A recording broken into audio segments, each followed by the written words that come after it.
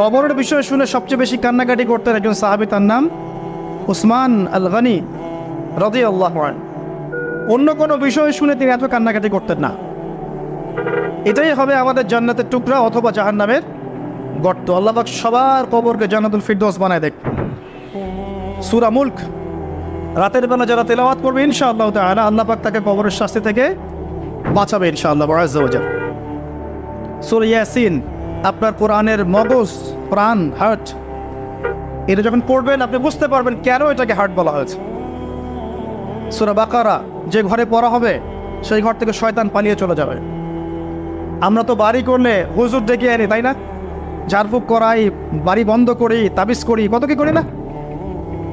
মাশাআল্লাহ, আসল কাজ করি না। একটা জায়গায় উঠেছেন, বাসায় উঠেছেন, নতুন বাসা, সূরা বাকারা তেলাওয়াত করেন। ব্যবসা স্টার্ট করেছেন, ওখানে সূরা বাকারা প্লে করেন বা তেলাওয়াত পড়েন। সূরা বাকারা যেখানে তেলাওয়াত হবে বরকত আসবে এবং সেখান থেকে শয়তান পালিয়ে যাবে ইনশাআল্লাহ তাআলা। অনেক ফজিলত আছে। সূরা কাফিরুন, ওই যে বললাম 1999 জন মানুষ জাহান্নামে যাচ্ছে, তাদের আমলনামায় কোন পাপটা কমন ছিল জানেন? তাদের আমলনামায় কোন পাপটা থাকতে পারে বেশি? শিরকের পাপ। কারণ কি জানেন? আমি বলছি, সূরা নিসার মধ্যে আল্লাহ পাক বলেছেন, ইন্নাল্লাহা লা ইয়াগফিরু আন ইউশরাকা বিহি ওয়া ইয়াগফিরু মা দুনা যালিকা লিমান ইয়াশা। আল্লাহ পাক তার সাথে শিরকের গুনাহ মাফ করেন না। এছাড়া যে কোনো পাপ আল্লাহ যাকে ইচ্ছা মাফ করতে পারেন।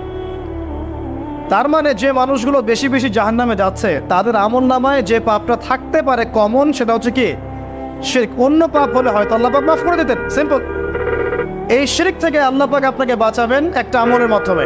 বলে দেব, সূরাতুল কাফিরুন প্রত্যেক রাতে আল্লাহ পাক যে কথাগুলো আমি বলছি, প্রথমে আমাকে আমল করার তৌফিক দান করুন, আমিন, এবং আপনাদের সবাইকে তৌফিক দান করুন, আমিন।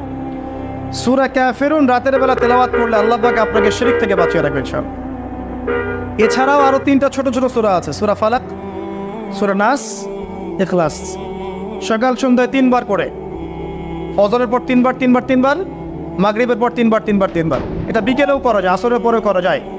আর ঘুমানোর সময় 3-3-3 করে হাত দুটো একত্রিত করে ফু দিয়ে সারা গায়ে মাসাহ করে ঘুমাতে হয়।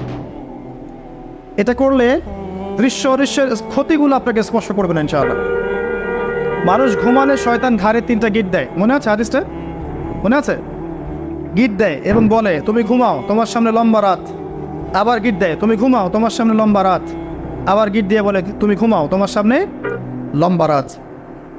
যদি আপনি 3 বার মাসাহ করেন ইনশাআল্লাহ তাআলা দেখবেন সকালে উঠতে আপনার সুবিধা হচ্ছে, এনার্জি পাচ্ছেন, আপনার মতো জড়তা কাজ করবে না। আরেকটা কথা বলতে চাই, সূরা কাহফ, এটা বলে আমি অন্য পয়েন্টে যাচ্ছি। আরেকটা সূরার কথা বলবো, সূরা কাহফ 18 নম্বর সূরা। এই সূরার প্রথম 10 আয়াত এবং শেষ 10টা আয়াত অবশ্যই মুখস্থ করবেন। ওয়াদা করেন আগামী রমাদান আসার আগেই করবেন। কি পাবেন? আপনার জীবদ্দশায় যদি